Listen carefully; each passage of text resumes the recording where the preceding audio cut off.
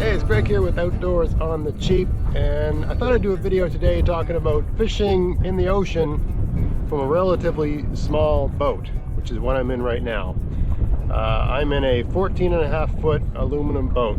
I got a 30 horsepower motor on this, and it's really not built for the ocean, right? It's built for lakes, maybe a bay, and but the best fish are outside the bay. Sometimes there's good fishing in the bay, but sometimes it isn't. Depends on where you are and what the bay is and all that sort of stuff. Where I live, I can see a couple mackerel. I got a little fish finder here on the boat. I can see there's a few mackerel underneath the boat right now, which is what I've relegated myself to today because I can't go outside. So I want it to be way out there. You can see, I don't know if you can see on the horizon, there's an island out there. And fishing off that island, you can catch cod, you can catch haddock. You never know what you're going to pull up. You might even see a shark, right? I wanted to be out there. That's not too far from shore. You can see over there, there's a lighthouse. So, and that's about as far from shore as I go in this little boat. But it has to be a perfect day for that to happen. I was gambling today. That's where I wanted to be today. But when I looked at the marine forecast, it didn't say strong. If it says strong wind warning in effect, you got no business being out in the ocean. I can't speak to larger boats, but a boat like this, you got no business being out in the ocean in that. Even it said 15 knot wind today, and I gambled. I thought maybe it's not that bad, maybe it's inaccurate, that sort of thing. But once I started getting, I didn't film it, but once I started getting out there, it was a bit rough. Let's just put it that way. So it might have been all right. I don't know. I tend, especially when I'm by myself, I tend to err on the side of caution. These aluminum boats, it doesn't have a high front. It's not built for, you know, taking waves and all that sort of stuff. It's just not built for it. So I tend to play it safe. So I'm out there, it's banging around. I got to go pretty slow because the boat's just slamming around. You know, aluminum boats are so light, they're just, doesn't have the deep V. It's just not built for the high seas. So I had to cut my losses. I'm out here, I've brought the boat down, I've burned the gas. I'm gonna fish for a few mackerel here, in here, right? There's a little island right there. I don't know if you can tell that there's the shore, there's an island. And sometimes the mackerel are near this island sometimes. So I thought I might as well make good use of the trip and try to catch a few macs here. But that's not really what I wanted. I wanted cod, haddock, that sort of thing out there. Anyway, let me talk about small boats, and because this is Outdoors on the Cheap. You know, so you know, you can there are things you can catch in the ocean on a kayak. There's things you can catch from a canoe, that sort of thing. But once you start getting outside, it starts getting a bit dicey in vessels like that. This is a 14.5-foot aluminum boat that I bought for $4,000. Came with everything: trailer, came with this fish finder. You can see there's no fish on it right now. There was a few mackerel on the fish finder a minute ago, but they're gone. We got this old Suzuki motor, 30 horsepower, but everything worked, okay? And then, you know, after I bought it, so that's 4,000 bucks burnt. And then after I bought it, I probably had to sink another 500 bucks into this, that, and the other thing to get it the way I wanted it. And then this year when I went to get the trailer inspected, where I live here, you got to get your trailer inspected every 2 years. It failed the inspection, and it's now just cut up in pieces in a dumpster, and I had to buy a new trailer, which was almost $3,000. So now my $4,000 boat is $7,000, plus the 500 bucks of just different gear I needed to buy to be able to run a boat like this. And then I was out one day and the boat wouldn't go in reverse because all the control cables and stuff had sort of corroded away, so I needed all that replaced. Now getting all that done is another 600 bucks. So all in, my $4,000 boat has cost me $8,000. So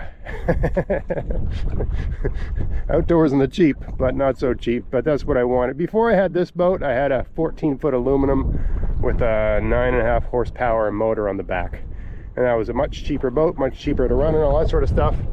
But once you started getting out and that sort of stuff, it became very dicey. I've seen guys do it, but I'm maybe too chicken for that. It was a smaller boat than this, and also I just found running the boat with the tiller handle very fatiguing on the arms. I got a bit of a tennis elbow situation on my arms, not from playing tennis, but just from being old, I guess. I exercise regularly, but it's irritated by certain things like running a outboard motor for extended periods of time.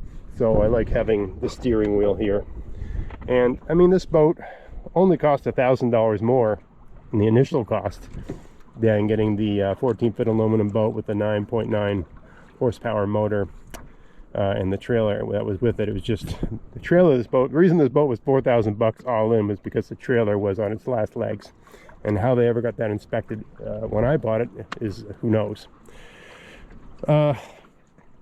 Anyway, long story short, and the point of this video is that yes, you can do some kind of deep sea fishing. I mean, you don't have to get far from shore to get into deeper water. I just saw a fish go by and I missed it. I'm in 63 feet of water here, and out by that island it's like 80 feet deep. There's a fish. So there's mackerel underneath me here. I'm not really that focused on fishing for them. Maybe I'll get some of that.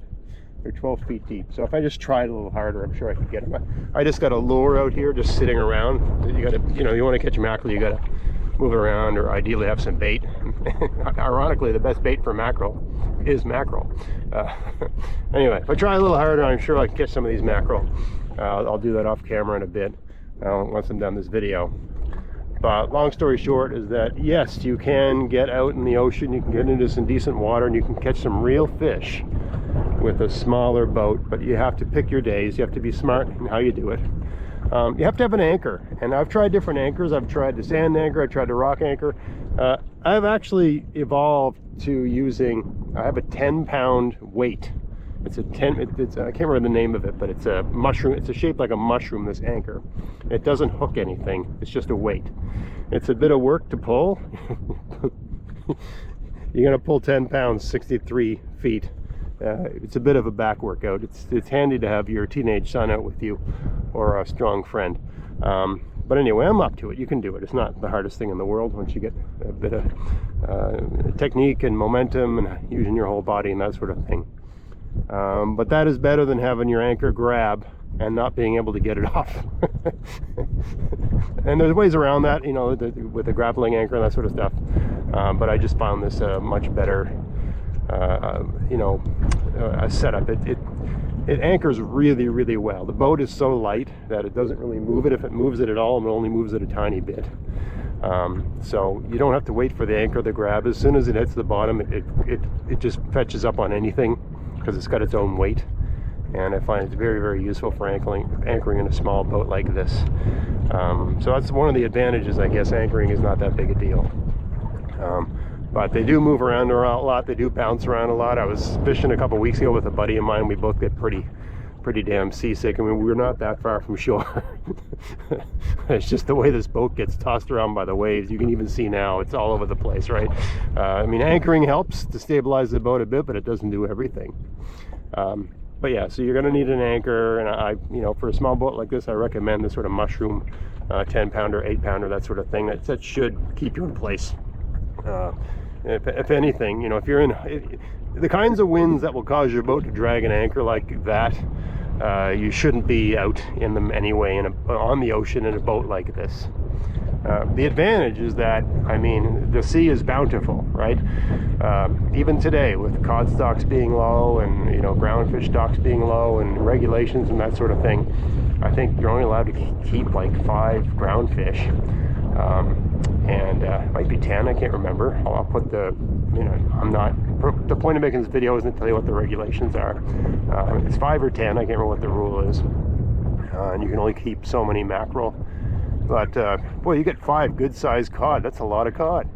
It's a surprising amount of meat once you get it all dressed out. And there's just a joy of being out here. I guess I should also mention, to the point, because this is outdoors and the cheap one, the point of economics. Like, if you think you're buying I've said this, all in, this thing has now cost me close to $8,000. I'm not going to catch $8,000 worth of fish. I've often thought of doing a video with a spreadsheet to work it all out. How much fish would you need to catch to justify the cost of the boat and the cost of running the boat? I don't know. It's just incredible. Like, you know, every time you got to go fishing a lot, and you got to catch a lot of fish, and then you got to eat them all, right?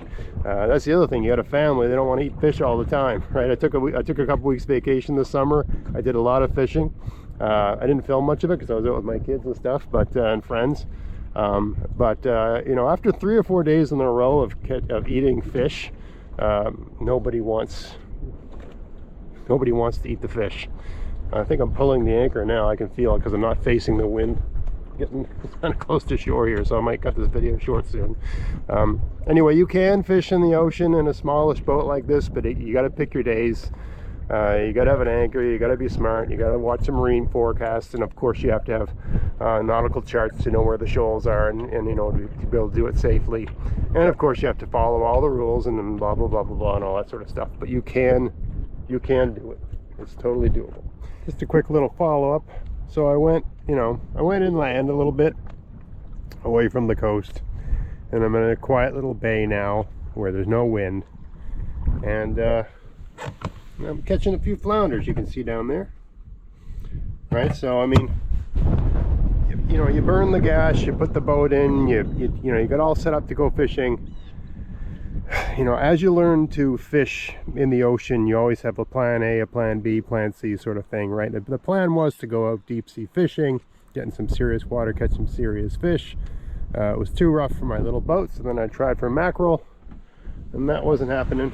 I had some clam bait here, which is, in my opinion, the best bait for flounder. I mean, bloodworms are good, sandworms are good, all that's basically, if you're clam digging, just about anything you can get out of the ground, as long as you're allowed to take it, is great bait for flounder. And these are the ones that were smashed up when we were digging for bait. But you just throw them in a bag, throw them in the freezer. These are smashed, frozen, and thawed clams. And I've had really, really steady action. I've probably caught 15 flounder, but most of them have been too small to keep. I mean, I'm allowed to keep them, but I just don't want to have to clean out, fill it out a small flounder. It's just a pain. It's not worth it. Rather let them, you know, go another year or two and get a little bigger. Anyway, working good. Success so far. Didn't bother filming it because, you know, every time you put out, you got to wait a few minutes for them to bite. But anyway, just a little follow-up. I am catching fish. It's a successful trip. It's all fine. Just a second follow-up because I'm all done fishing now. So my day, which started off as a bit of a fail because I couldn't get out where I wanted, has turned out to be a complete success by just going to plan B and plan C. So I went for mackerel in a spot where I sometimes catch them, but I wasn't getting any. So I went to a place, I don't know if you can see there because of the shadowing, where I can catch flounder. And I've got enough flounder for an entire meal for I got a family of 4, 2 teenagers and 2 adults. I got enough flounder for an entire meal, and I got enough mackerel for at least an entire meal. I think you're allowed to catch 10 mackerel. I'm not sure what the limit is. I know it's at least 10. And I mean, I caught the mackerel while I was catching the flounder. Right, I rigged up for flounder, and every once in a while I hook a mackerel on the way down. Basically every once in a while mackerel would be under the boat, so I just target them for a little bit until that died off. Then I go back down to the bottom. Sometimes the mackerel, I mean, I'm only in about 25, 26 feet of water here. Sometimes the mackerel will hit right off the bottom. Most of the time they hit about 10 feet underneath the boat. So while I'm catching flounder, I catch mackerel. I got at least 2 meals worth of fish here. So complete success. I like to go home with something to eat, and that's what I got today. So now I got to take these home and clean them up and all that jazz. But anyway, I hope you found this interesting. If you did, please like, share, subscribe. Until next time, enjoy the outdoors on the cheap. Thanks for watching.